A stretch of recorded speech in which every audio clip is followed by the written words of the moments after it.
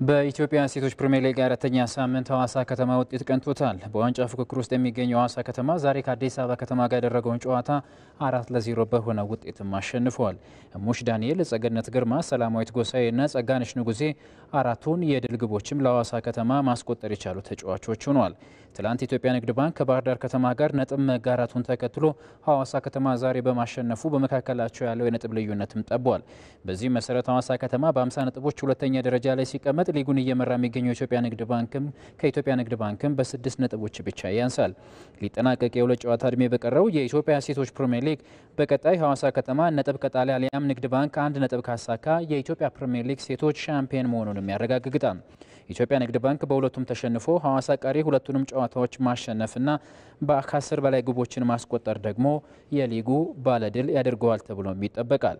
በሂሳባዊ ስሌት ግን ኢትዮጵያ ንግድ ባንክ ሻምፒዮን የመሆን እድሉ እየተቃረበ ስለመምጣቱም አሳይቷል። ዛሬ በተደረገ ሌላ ጨዋታ ቂርቆስ ክፍለ ከተማና አርባ ምንጭ 0-0 በሆነ ውጤት መርሃ ግብሮቻቸውን አጠናቀዋል። የ27ኛው ሳምንት የኢትዮጵያ ወንዶች ፕሪሚየር ሊግ ጨዋታ ከነገ ጀምሮ መደረግ ይጀምራሉ። ነገ ሁለት ጨዋታዎች ሲደረጉ ለኢትዮጵያ ዋንጫ ፍጻሜ የደረሰው ወላይታ ዲቻ ከሶል ሽረ ጨዋታቸውን 9 ሰዓት ላይ የሚያከናውናሉ። ቀስ በቀስ ከዋንጫ ፍክክሩ እየራቀ 6ኛ ደረጃ ላይ የተቀመጠው ወላይታ ዲቻ ነገ ካሸነፈ ደረጃውን ወደ 3ኛም ማሻሻል ይችላል። ወራጅ ቀጠናው ላይ የሚገኘው ሶል ሽረ በበኩሉ በውድድር ዓመቱ 4ኛ ድሉን ለማሳካት የሚጫወት ይሆናል። ሁለቱም ወራጅ ቀጠና ላይ የሚገኙት አዳማ ከተማና ወልዋሎ ዓዲግራት ዩኒቨርሲቲ 12 ሰዓት ላይ ነገ የሚገናኙበት መርሃ ግብር በኢትዮጵያ ወንዶች ፕሪሚየር ሊግ 27ኛ መርሃ ግብር ጨዋታዎች ናቸው። ፋሲል ከነማ ከሀዲያ ሆሳዕና፣ መቀለ ሰባ እንደርታ ከቅዱስ ጊዮርጊስ፣ ኢትዮጵያ ንግድ ባንክ ከመቻልና ሐዋሳ ከተማ ከሲዳማ ቡና በዚህ ሳምንት የሚደረጉ የኢትዮጵያ ወንዶች ፕሪሚየር ሊግ መርሃ ግብሮችም ናቸው። ከውጭ በአውሮፓ ሻምፒየንስ ሊግ ግማሽ ፍጻሜ የመጀመሪያ ዙር ጨዋታ ዛሬ ምሽት አርሰናል ከፓሪስ ሴን ዠርመን ጋር የሚያደርገው መርሃ ግብርም ይጠበቃል። የአርሰናል አሰልጣኝ ሚካኤል አርቴታ ታሪክ ለመስራትም ተዘጋጅተናል ብለዋል። አንተነህ ሲሳይ ሁለት ስፔናውያን አሰልጣኞች ሁለት በአውሮፓ ሻምፒየንስ ሊግ ለፍጻሜ ከመድረስ ባለፈ ዋንጫውን አግኝተው የማያውቁ ቡድኖች በመንገዳቸው ያገኟቸውን እንደ ሪያል ማድሪድና ሊቨርፑል አይነት ጠንካራ ቡድኖችን አሸንፈው በመድረኩ ወሳኝ ምዕራፍ ላይ የሚገኙት አርሰናልና ፓሪስ ሰን ዠርመን የሚገናኙበት ጨዋታ ነው። ብዙዎች በቀጥታ ለማለፍ በተንገዳገዱበት አዲሱ የአውሮፓ ሻምፒየንስ ሊግ የጨዋታ ቅርጽ በቀጥታ ጥሎ ማለፉን የተቀላቀለው አርሰናልና ባለፉት ጥቂት ዓመታት ረብጣ ገንዘቡን አውጥቶ በሰበሰባቸው ከዋክብት ብዙ ግምት ቢያገኝም ከሀገር ውስጥ ውድድሮች ባለፈ በአህጉር አቀፍ መድረክ መንገስ ከከበደው ፓሪስ ሰን ዠርመን የሚደረግ ብርቱ ትግል በአውሮፓ ሻምፒየንስ ሊግ ከ15 ዓመታት በኋላ ለመጀመሪያ ጊዜ ግማሽ ፍጻሜ የደረሱት መድፈኞቹ ምንም እንኳን ዝቅተኛ ግምት ያገኙበትን የሩብ ፍጻሜ ጨዋታ በአሳማኝ ብቃት አሸንፈው ቢመጡም ለፍጻሜ ለመድረስ በሉዊስ ኤንሪኬ በአጭር ጊዜ ከተገነባው ፓሪስ ሰን ዠርመን ከባድ ፈተና ይጠብቃቸዋል። ምን ያክል ጠንካራ እንደሆኑ እንረዳለን። በግላቸውም በቡድንም ግን እኛ ጋር ያለው ተመሳሳይ ነው። በዚህ ደረጃ ያሉ ቡድኖች በመካከላቸው ሰፊ ልዩነት ሊኖር አይችልም። ዋናው ጨዋታውን የምንረዳበትና የአእምሮ ጉዳይ ነው። ለሶስተኛ ተከታታይ ዓመት በፕሪሚየር ሊጉ ሁለተኛ ደረጃን አግኝቶ ለማጠናቀቅ የተቃረበው ሚካኤል አርቴታም ዓመቱን ካለ ዋንጫ ላለማጠናቀቅ በሚያደርገው ጉዞ የገነባው የተከላካይ ክፍል ትልቅ ዋስትና የሚሰጠው ይመስላል። በመድረኩ ከኢንተር ሚላን በመቀጠል ጠንካራ ተከላካይ እንዳለው ያሳዩ አርሰናል በ12 ጨዋታዎች 7 ግቦች ብቻ ተቆጥረውበታል። በተቃራኒው ጥያቄ የሚነሳበት የፓሪስ ሰን ዠርመን የተከላካይ ክፍል በ14 ጨዋታዎች 14 ግቦችን አስተናግዷል። የሚያገባ ቡድን ጨዋታን ያሸንፋል፣ የሚከላከል ግን ከዋንጫ ጋር ይገናኛል የሚሉት የእግር ኳስ ጸሐፊዎች አርሰናል ከዚህ አንጻር ሲመዘን ትክክለኛው መንገድ ላይ ስለመኖሩ ዚ አትሌቲክ አስነብቧል። መድፈኞቹ በመከላከሉ ጥያቄ ባይነሳባቸውም ከተጋጣሚያቸው የመሃል ሜዳ ጥንካሬ አንጻር ግን ዛሬ ምሽት ከፒኤስጂ ወጣት ከዋክብት የመሃል ሜዳ ሞተሮች የሚጠብቃቸው ፈተና ግን ምናልባትም እስካሁን ከገጠሟቸው ፍጹም የተለየ ሊሆን ይችላል። የላቀ የቴክኒክ ክህሎትን ከብስለት ጋር የተካኑት ዣኦ ኔቬስ፣ ቪቲናህና ፋቢያን ሪዩዝ የቡድኑ ሚዛን የሚጠብቁበትና የአንድ ለአንድ ግንኙነትን የሚያሸንፉበት መንገድ የድንቅ የፈጠራ ክህሎት ባለቤቱን የማርቲን ኦዴጋርድና የዴክላን ራይስን የቤት ስራ በእጅጉ እንደሚያከብደውም ይጠበቃል። በዚህ ላይ የቶማስ ፓርቴ በቅጣት አለመኖር ደግሞ ሚኬል አርቴታ ሌላ መውጫ ቀዳዳ እንዲያዘጋጅ የሚያስገድደው ይሆናል። የዛሬዎቹ የአውሮፓ ሻምፒዮንስ ሊግ የግማሽ ፍጻሜ የመጀመሪያ ጨዋታ ተፋላሚዎች በእስካሁኖቹ ጉዟቸው 30 ግቦችን አስቆጥረዋል። የሁለቱም ቡድኖች የማጥቃት እንቅስቃሴ አማራጭ የሚመነጨው ከመስመር ላይ መሆኑ ደግሞ ምናልባትም እንዲህ አይነት ወሳኝ ፍልሚያዎችን ለማሸነፍና ተገማሽ ላለመሆን ሁለቱም ታክቲሽያኖች የተጫዋችም ያጨዋትም ለውጥ ሊያደርጉ ይችላሉ አስብሏቸዋል። በዚህ ዓመት የአውሮፓ ሻምፒዮንስ ሊግ ጉዞ የተጋጣሚው ሶስተኛ የሜዳ ክፍል ላይ በተደጋጋሚ አደጋ በመፍጠር አርሰናል ሶስተኛ ላይ ሲቀመጥ፣ ለዚህ ደግሞ ሁነኛው ሰው ቡካዮ ሳካ ነው። በተመሳሳይ በፓሪስ ሰን ዠርመን በኩል የዲዘርዱና ብራድሊ ባርኮላ አስፈሪ የማጥቃት አቅም እንዳለ ሆኖ ኡስማን ዴምቤሌ የሉዊስ ኤንሪኬ ቁልፍ ሰው መሆኑን በተደጋጋሚ አስመስክረዋል። እንደ ቡድን በመከላከል ውጤታማ መሆኑን በማድሪድ ጨዋታ ያስመሰከረው አርሰናል ዛሬም ሜዳ ላይ ቦታ በመቀያየር አደጋ የሚፈጥሩትን የኪቪቻ ካቫርስኬሊያ፣ ኡስማን ዴምቤሌና ዲዘርዱን የማጥቃት እንቅስቃሴ መቆጣጠር ትልቅ የቤት ስራም የሚጠብቀው ይሆናል። አርሰናል በምድቡ ጨዋታ ፓሪስ ሰን ዠርመን 2-0 ቢያሸንፍም አሁን ያለው ቡድን ግን ፍጹም የተለየ ሆኗል። በተለይ የኡስማን ዴምቤሌ መመለስ፣ የወጣቶቹ አማካዮች ብስለትና በጥር የተጫዋቾች የዝውውር መስኮት ኪቪቻ ካቫርስኬሊያ ክለቡን መቀላቀል መድፈኞቹ የቀደመውን ቀላል ቡድን እንዳይጠብቁ የሚያስገድዳቸውም ይሆናል። ሚኬል አርቴታ ከጨዋታው በፊት በሰጠው ሀሳብ ታሪክ መስራታቸውን እንደሚቀጥሉም ተናግሯል። በአውሮፓ ካሉት ምርጥ 4 ቡድኖች አንዱ ነን። በስነ ልቦናም በአሸናፊነት መንገድም የቱ ጋር እንዳለን አይተናል። ታሪክ ሰርተናል። ቆንጆ ታሪክ ግን በቂ አይደለም።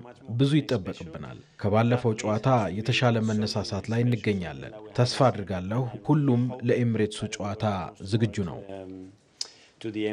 ሌላኛው ስፔናዊ አሰልጣኝ ሉዊስ ኤንሪኬ በበኩላቸው ምንም እንኳን ተጋጣሚያቸው አርሰናል የተለየ ጥንካሬ ላይ ቢሆንም ጨዋታውን ለማሸነፍ መዘጋጀታቸውን አሳውቀዋል።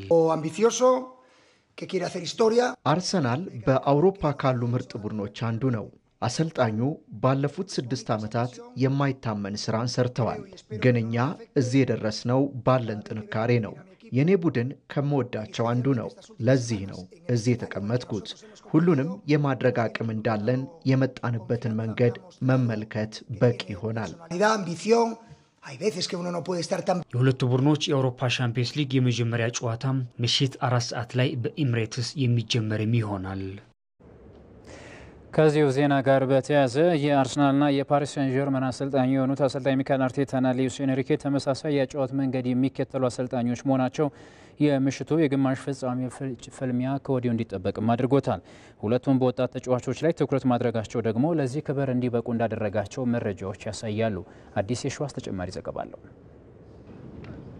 የእግር ኳስ ጨዋታዎች ውጤት ሜዳ ላይ በሚተገበር የአሰልጣኞች ስትራቴጂ ላይ ይወሰናል። የተቃራኒ ቡድንን ያጨዋወት መንገድ የሚረዳና ተለዋዋጭ የሆነ ስትራቴጂ ይዞ የሚቀርብ አሰልጣኝ በአንድም በሌላ ውጤታማ እንደሚሆን ነው የዘርፉ ሙያተኞች የሚስማሙት። ዘመናዊ እግር ኳስ በታክቲክ ልቆ መገኘትን ይጠይቃል። ቢቢሲን ጨምሮ ዓለም አቀፍ ሚዲያዎች ዘመናዊ እግር ኳስ ሞዴልን ከዮሃን ክራይፍና ሉዊስ ቫናል ጋር ሲያያይዙት ከነርሱ ልቆ ከተገኘው ከፔፕ ጋርዲዮላ ፍልስፍና ጋርም ያገናኙታል። የአሰልጣኞቹ ፍልስፍና ዘመናዊን እግር ኳስ ቅርጽ በማስያዝ በተለይ ኳስን ተቆጣጥሮ መጫወት ላይ የአንበሳውን ድርሻ ቢወጡም የእነሱን ፍልስፍና ዳብሮ ለአዲስ የእግር ኳስ ባህል መሰረት እየጣለ የመጣው ፔፕ ጋርዲዮላ አሁን ላይ በተለያዩ ውድድሮች ለሚታዩ ታክቲኮችና ፍልስፍናዎች መሰረት እንደሆነ ነው ቢቢሲ ዛሬ ይዞ የወጣው ሰፊ ትንታኔ የሚያሳየው። ከፊፋ ዓለም ዋንጫ ቀጥሎ ተወዳጅ በሆነው የአውሮፓ ሻምፒዮንስ ሊግ የሚሳተፉ ክለብ አሰልጣኞች የሚጠቀሙት ስትራቴጂ በአንድም በሌላ ከአንጋፋዎቹ አሰልጣኞች ፍልስፍና ጋር ተቀራራቢነት አለው። የፔፕ ጋርዲዮላ ፍልስፍና ተብሎ የሚጠራው ኳስን ተቆጣጥሮ በመጫወት የበላይነትን መውሰድ ባለፉት ዓመታት የተለመደ ሆኖ የመጣ ቢሆንም ተጫዋቾችን ወደ ሮቦትነት የለወጠ የተጫዋቾችን ሚና የሚቀይርና የእውነተኛ እግር ኳስን ባህሪና ስሜት በመቀየር ቀመር እንዲበዛበት ያደረገ ነው በሚል ትችቶችንም እያስተናገደ ይገኛል። ያም ሆነ ይህ በዚህ የውድድር ዓመት በሻምፒዮንስ ሊጉ የሩብ ፍጻሜ ተፋላሚ ከነበሩት ክለቦች 5 ሶስቱ የዚህ ፍልስፍና ተከታይ ነበሩ።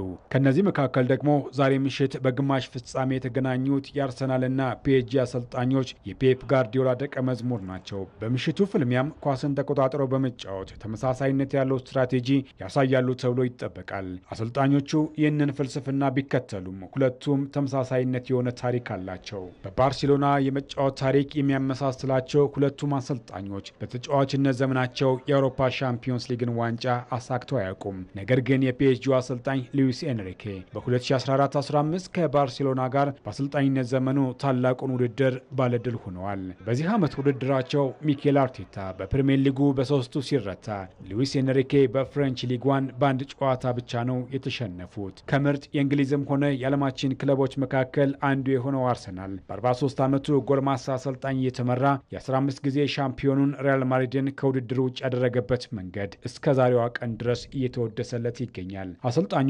የ4-3-3 አሰላለፍን በቀዳሚነት የሚጠቀሙ ሲሆን በኳስ ቁጥጥሩ በልጠው ለመገኘት ደግሞ የ3-2-5 አሰላለፍን ይጠቀማሉ። የ53 ዓመቱ የፓርክ ደ ፕሪንሱ አሰልጣኝ ሉዊስ ኤንሪኬም የመድፈኞቹን ተመሳሳይ አሰላለፍን ይጠቀማሉ። ከአሰላለፋቸው ተመሳሳይነት በተጨማሪ ሁለቱም አሰልጣኞች ከዋክብትን ሳይይዙ ነው ታላላቆቹን ክለቦች አሸንፈው ለግማሽ ፍጻሜ የደረሱት። በቡድን መጫወትን ባህል ያደረጉት ሁለቱ አሰልጣኞች ለግል ብቃትም ሆነ ተሰጥኦ ብዙም ትኩረትን ባለመስጠት ይታወቃሉ። በተለይ አሰልጣኞቹ በባርሴሎና ቤት ማሳለፋቸው አሁን በክለቦቻቸው እያሳዩ ያሉት የአጨዋወት ፍልስፍና የታክቲክ ልሂቃን አድርጓቸዋል።